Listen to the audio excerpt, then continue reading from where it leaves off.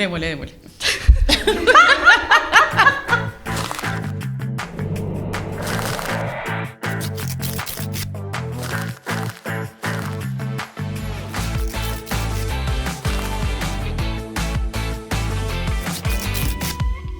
Hola, bienvenidos a esta Mate Session. Hoy estamos con Carmen Buniski. Carmen es CEO de Courage Strategies, una consultora que se especializa en ayudar a las empresas y gobiernos hacia una transición digital más fluida y también a la adopción y adaptación a la inteligencia artificial. Carmen fue seleccionada por el Banco Santander y London School of Economics como una de las top 50 female leaders en Argentina este año 2025. Carmen, bienvenida y muchísimas gracias por estar con nosotros. Gracias, Paula, por la invitación, un placer. Bueno, Carmen, para empezar, tú sabemos que eres de Venezuela, llevas 8 años acá y eso tiene que ver un poco con la primera pregunta porque un poco uno cuando va a vivir a otros países se transforma, ¿no? Es también parte de este proceso. ¿Qué costumbres has adoptado o a cuáles te has adaptado tú? ¿Y te adaptaste y te adoptaste el mate o todavía no? Por supuesto que adopté el mate y por supuesto sin azúcar. Mate amargo, ¿cómo corresponde? ¿Cómo corresponde? Muy bien. Esa pregunta me encanta, Paula, porque mi proceso de migración, a diferencia del proceso de cualquiera que quiera salir a conocer el mundo, fue distinto. Yo no me quería ir de mi país, yo me tuve que ir de mi país.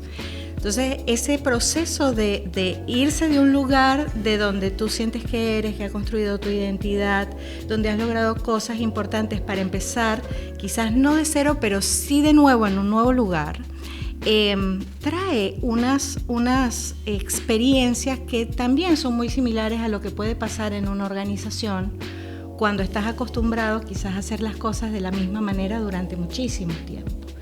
En mi experiencia personal, creo que la disposición a entender el sitio donde yo estaba llegando, la cultura, adoptar el mate, entender qué significa y construir códigos comunes fue algo que me ayudó y que sin duda también me ayuda en los procesos de transformación.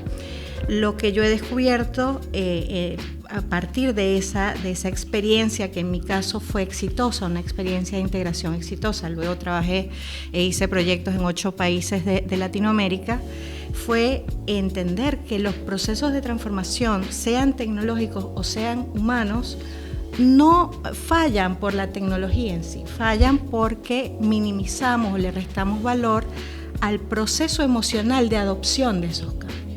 ¿Te ha pasado, por ejemplo, comprar un celular que quieres usar y pasar días sin cambiarlo? Sí. Eso, gracias. Eso nos muestra que a veces el lado emocional del cambio, al que no le prestamos tanta atención, tiene un impacto tremendo en el resultado, en el caso de la adopción de tecnología, en el uso de las herramientas. Entonces, cuando desde Courage trabajamos en generar como esta arquitectura de reinvención de las organizaciones en un entorno volátil, que eso también lo aprendí de mi país, un país normal puede pasar en breve periodo de tiempo, 20 años en este caso, de un país normal a un país complicado. Entonces, eso me enseñó que nada está sentado en piedra. Tenemos que acostumbrarnos a que la volatilidad en el mundo llegó en las industrias, en las formas de hacer las cosas, en la forma de consumir, y eso implica esta disposición a reinventarnos tanto profesionalmente como organizacionalmente a lo largo de la vida. Entonces, de Courage lo que hacemos es tratar de generar como esa arquitectura de reinvención organizacional para que la gente pase por esos cambios sin sentirse amenazada en lo que son, sino para incorporar aquellas cosas que le van a ser útiles para el futuro. Voy con el mate. Adelante. Tú me dirás cómo está. Igual. Está bueno, está buenísimo. Gracias.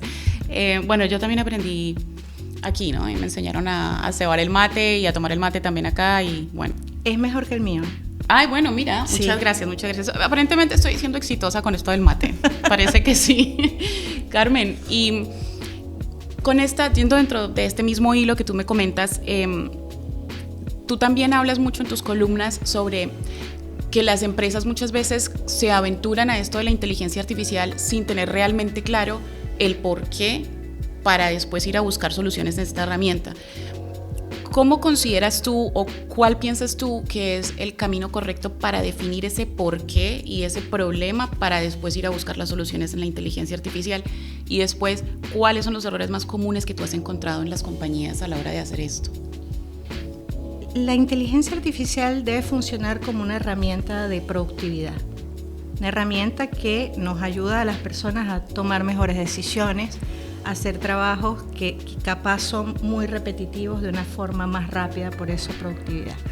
Entonces, cuando uno evalúa el por qué implementar IA u otra tecnología, lo primero que tienes que pensar es cómo va a impactar el negocio el que implementes la tecnología.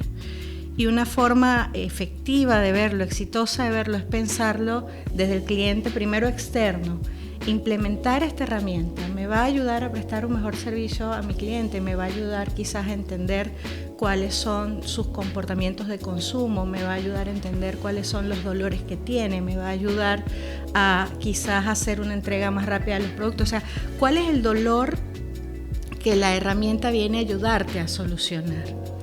Deberíamos pensarlo desde ahí. O en el caso del cliente interno, ¿cómo ayuda la implementación de inteligencia artificial que mi gente esté trabajando mejor y que entonces entregue más valor en lo que hace a partir del uso de la herramienta? Entonces lo que observo es que muchas veces por este FOMO hay organizaciones que invierten en IA por invertir en IA. Igual sabemos que la tecnología o el avance de la tecnología tiene que ver con el ensayo y error muchas veces, pero sí, por ejemplo, hay un estudio del MIT que dice que el 95% de los pilotos con sus casos de uso hasta ahora, en la muestra que ellos estudiaron, no ha producido rentabilidad en las organizaciones que lo han implementado. Ahora, el otro 5% ha sido fabuloso. ¿Dónde? Bueno, en canales de venta, justamente en descubrimiento con cómo acercarse a los clientes, en I+D. Entonces, hay un camino por recorrer que cada vez vamos como buscando la forma de afinar más. En Latinoamérica estamos en pañales en ese sentido, pero el poder estudiar estas otras experiencias, tanto en lo que es exitoso como en los que no, nos pone de alguna forma en una situación ventajosa para poder hacer las cosas mejor, sin perder recursos en el camino, ¿no? Uh-huh. Y Carmen, hay otra cosa que tú también nombras mucho y es esto de que no necesariamente es humanos contra máquinas, sino que se trata del talento aumentado, ¿no? Entonces, ¿qué habilidades sientes tú que son más valiosas humanas en esta nueva era de la inteligencia artificial, donde todo el mundo está agobiado un poco y también muy como abrumado con todas las posibilidades? Entonces, ¿qué es lo que hace más valioso cualquier habilidad humana y cuáles son estas? ¿Y cuáles son como los consejos que tú le darías a una persona que lidera equipos para formar o liderar de manera de guiarlos para no perderse y utilizar con criterio estas herramientas? Primero hay que destacar que uno de los grandes paradigmas que nos han traído los modelos de lenguaje natural es que antes, para comunicarse con una máquina, había que saber el lenguaje de la máquina.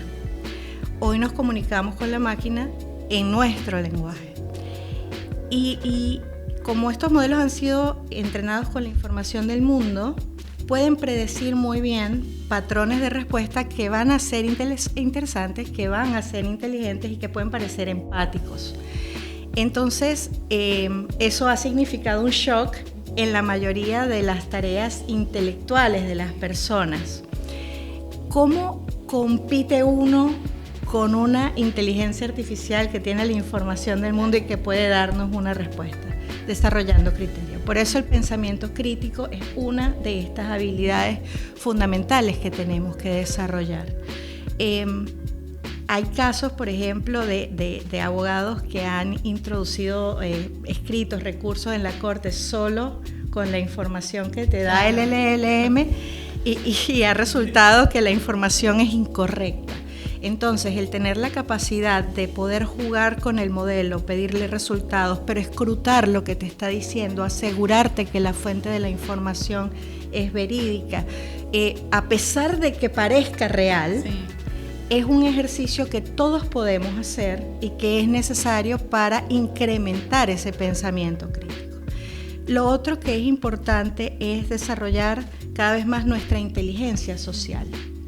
Algo que es llamativo es que el caso de uso número 1, según un estudio que se hizo el año pasado y este año, el caso de uso en el mundo, el principal, de inteligencia artificial es terapia y acompañamiento. Eso quiere decir que mucha gente va a los LLM, ChatGPT y otros a hablar de lo que les pasa. Entonces, eso nos habla de una desconexión entre las personas. Sí. Si yo no puedo ir a discutir contigo, que eres mi amigo, o no tengo amigos con los cuales compartir, probablemente lo voy a hacer con una IA.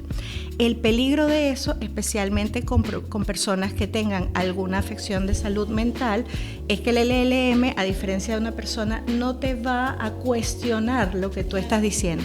Está diseñada para acompañarte, para tener o mostrarte algún tipo de empatía en términos de las palabras que usa, pero generalmente te va a dar la razón.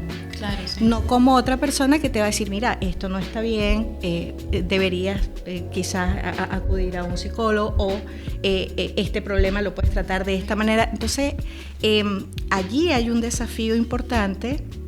Y hay un estudio de la DITELA, por cierto, que salió, que me pareció muy relevante, sobre el estado del uso de la inteligencia artificial en Argentina, que uno de los datos que traía es que esta modalidad de uso de terapia y acompañamiento es mayor en la gente que tiene menos estudios. Entonces, al tener menos estudios, menos capacidad de discernimiento respecto a lo que te va diciendo. Entonces, inteligencia social por un lado, pensamiento crítico por el otro lado.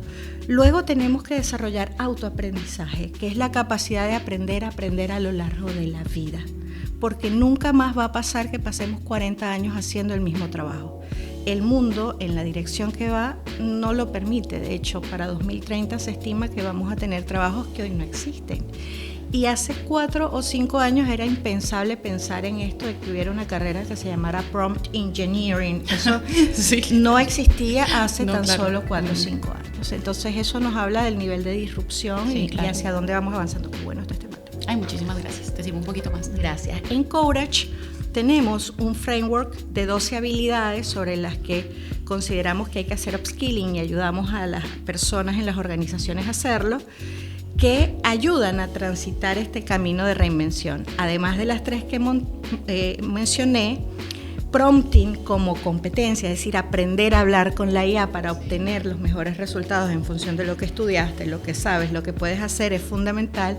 Y también narrativa de datos. ¿Cómo contamos historias sobre los datos para tomar decisiones? Porque muchas veces las empresas tienen datos, pero no tienen inteligencia sobre los datos. Exacto, sí. Y ese es un gran dolor organizacional. Entonces tenemos que caminar a poderlo producir. Sí, claro, sí. Y eso va a ser la gran ventaja que tengamos las personas para poder realmente incrementar o aumentar nuestra posibilidad de agregar valor en las organizaciones. Sí. Igual, ¿tú cómo ves esto? Porque tú dices, bueno, nosotros tenemos que tener la capacidad y el criterio de refutar algo o de preguntarle más o de hablar más con la inteligencia artificial, en el sentido de no creer todo lo que nos dice, porque al final está alimentada por humanos, entonces obviamente comete errores. Pero todas estas personas que son, digamos, nativas de esta tecnología, toda esta nueva generación que viene y todo, yo pienso que de todas maneras cada vez hay menos criterio, cada vez hay menos ejercicio mental en el sentido de no, voy a refutar esto, o no, esto no lo creo realmente. Cada vez hay menos criterio en ese sentido. Entonces, de acá 5 o 10 años, ¿cómo ves tú eso? Porque a mí es algo que siempre me ha puesto a pensar un poco con respecto a la inteligencia artificial, cómo la usamos, cómo le creemos, y cada vez tenemos mucho menos ejercicio de nuestras capacidades de refutar algo, de pensar que lo que me está diciendo es cierto o no es cierto.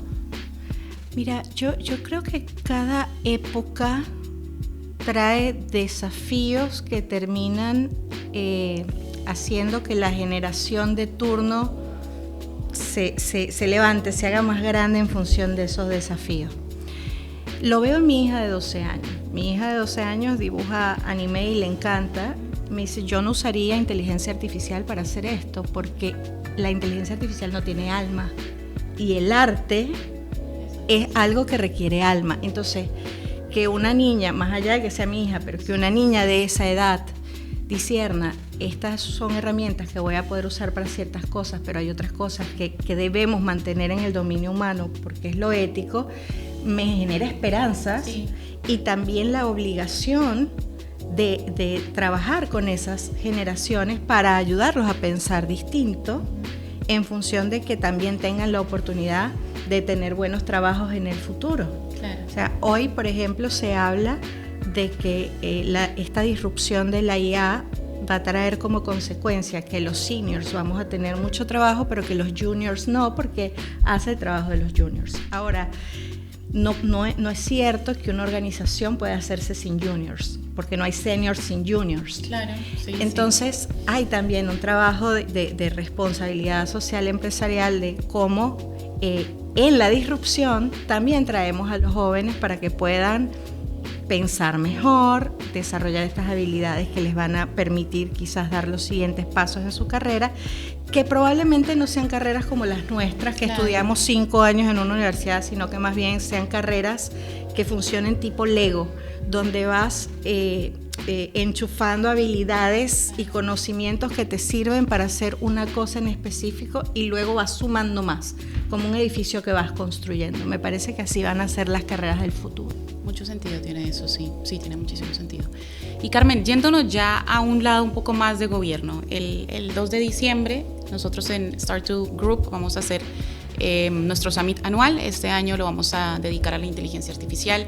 Carmen nos va a acompañar con un workshop moderado junto a Matías Williams para funcionarios públicos. Entonces, Carmen, cuéntame un poco desde tu forma de ver, ¿qué piensas tú que hace falta para que los gobiernos empiecen a accionar o a implementar la inteligencia artificial, pero sin perder el foco humano?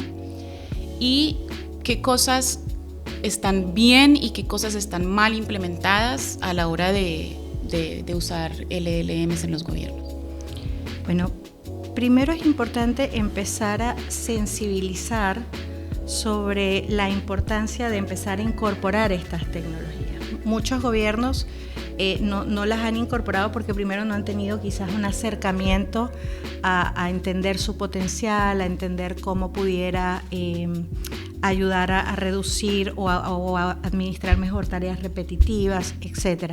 Entonces el primer paso tiene que ver con esa sensibilización y poder desarrollar un mindset I first. Cuando desarrollamos un mindset I first, lo que termina pasando es que también tenemos entonces que comportarnos en función de eso. Y eso implica que aprendamos a ser más ágiles. Entonces, ¿qué funciona? ¿Qué vemos que funciona tanto en las organizaciones, pero en los gobiernos? Primero, trabajar sobre pilotos, implementaciones pequeñas, casos de uso puntuales que nos permitan medir la experiencia y ver cómo funcionan los equipos de gobierno en esas implementaciones para reducir la cantidad de recursos que se invierten, ¿no? Y una vez que el caso de uso es exitoso, poder ir a más. También es importante, para que sea exitoso, poder identificar cuáles problemas del día a día de los ciudadanos se necesita resolver porque son muy dolorosos. Muchas veces esos problemas tienen que ver con información, con obtener información precisa o con poder resolver trámites específicos que sean, digamos, reiterativos, o sea, que todo el mundo necesite resolver. Entonces, ese es un buen punto para empezar a explorar un caso de uso. ¿Qué no funciona? Traer modelos que sean cerrados, que no permitan tener dominio sobre los datos públicos. Recordemos que hay una ética detrás de los datos y el gobierno debe poder tener claridad y transparencia sobre cómo lo gestiona, o copiar implementaciones o proyectos de empresas privadas, de organizaciones más grandes. Entonces, el proyecto, cualquiera que sea en un gobierno, debe hacerse a medida y en función de ese primer problema que se quiere resolver. Un caso que a mí me parece muy exitoso, que me parece muy interesante, es el chat de la ciudad, el chatbot de la ciudad. Chatbot de la ciudad, sí. Boti, que empezó siendo un chatbot y ya usa desde hace algún tiempo inteligencia artificial. Leía en estos días en una conferencia que dio la responsable del equipo que desarrolla y gestiona Boti en Revolucia, que Boti puede atender más de 700 temas de la gente de la ciudad, y creo que son, sí, más de 3 millones de interacciones, puede ser. No me acuerdo el número, pero es un nivel alto de interacción. Y uno, por ejemplo, de los temas que busca es dónde me puedo estacionar en la ciudad. Entonces, un problema que es recurrente para todo el que tenga un auto, Boti te ayuda a resolverlo. Entonces, en los gobiernos lo importante es identificar ese punto de dolor, ese primer punto de dolor, que si probamos ayudarnos de una inteligencia artificial pueda ayudar y maximizar la experiencia y la calidad de vida de los ciudadanos de ese lugar en el día a día. Excelente. Y hablando un poco de este tema de gobiernos, porque bueno, yo creo que la inteligencia artificial ya pasa de ser un tema meramente tecnológico para convertirse en algo geopolítico, ¿no? Tú has trabajado en muchos países con la implementación y adaptación de la inteligencia artificial. ¿Qué ventajas ves tú o qué sientes tú que nosotros como latinos, con respecto a otras regiones, tenemos? O sea, teniendo en cuenta todas las diferencias que tenemos de todos los miles de ámbitos, pero bueno, todo esto que hemos hablado del humano, de lo tecnológico, de la manera en que nosotros nos desarrollamos en el mundo, ¿qué sientes tú que Latinoamérica le gana, por decirlo así, a otras regiones? Bien. No sé si le gana a otras regiones porque no tengo números para decir le gana, pero sí Latinoamérica en esto de resolver las cosas, a veces atado con alambre, a veces mejor, hay un ingenio detrás de poder hacer eso, una flexibilidad cognitiva detrás de poder hacer eso, incluso humor detrás de poder hacer eso. Y eso sin duda es ventajoso a la hora de tomar características culturales que van a ayudar a adoptar una tecnología. En Latinoamérica hoy hay varios proyectos interesantes. Desde Chile se impulsó el LATAM GPT un poco para poder empezar a integrar nuestros dialectos, nuestras formas, nuestras idiosincrasias de los distintos países en un modelo en el que podamos buscar información y tener un fit cultural mucho mayor, porque los LLM que usamos, ChatGPT y demás, están entrenados primero con información en inglés, y es impresionante, pero incluso hablando español vemos que tenemos palabras que se dicen distinto, que se entienden distinto, que culturalmente tienen un significado distinto. Entonces el poder, la importancia del fit cultural nos ayuda seguramente a poder usar mejor esos modelos en lugares, especialmente en lugares también remotos de Latinoamérica, donde hay comunidades quizás que están más aisladas, que no tienen quizás acceso a la tecnología, y que eso capaz nos pueda un poco ayudar también, ¿no? Entonces creo que eso va a ser una ventaja. Y yo creo que las ganas, Paula, yo veo que en Latinoamérica hay unas ganas un hambre de innovación, de ir por más, de aprender, de buscar, de desafiarnos, que no es que no vea en otros países de otras regiones, pero es distinto. Sí, es muy distinto. ¿Lo notas también? Sí, es muy distinto. Estamos como, siento que en un punto en el que ya estamos listos, o sea, ya ahora queremos que sea nuestro turno y estamos listos para demostrar también como todas estas capacidades y todo esto que tú hablas también de la actitud con la que nosotros podemos resolver problemas de hoy. Entonces yo también lo siento, también lo veo, y como que se siente que ya estamos ahí. Entonces era un poco también entender eso que me comentas, ¿no? ¿Cuáles son esos puntos que tú ves que son, nosotros tenemos esto que el resto del mundo no tiene?